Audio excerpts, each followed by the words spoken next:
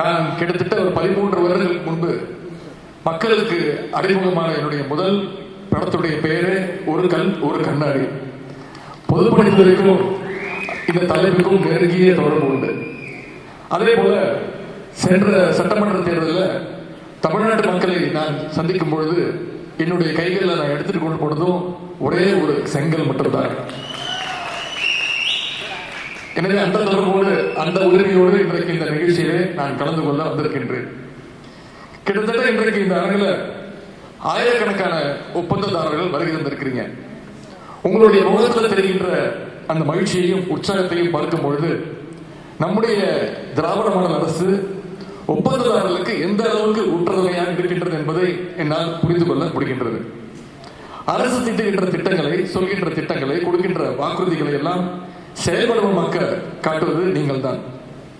பேப்பரில் வரைபடமாக இருக்கும் திட்டங்களை இன்றைக்கு சாலைகளாக, மேம்பாலங்களாக, உயர்ந்த கட்டிடங்களாக மாற்றி காட்டுபவர்கள் நீங்கள் தான்.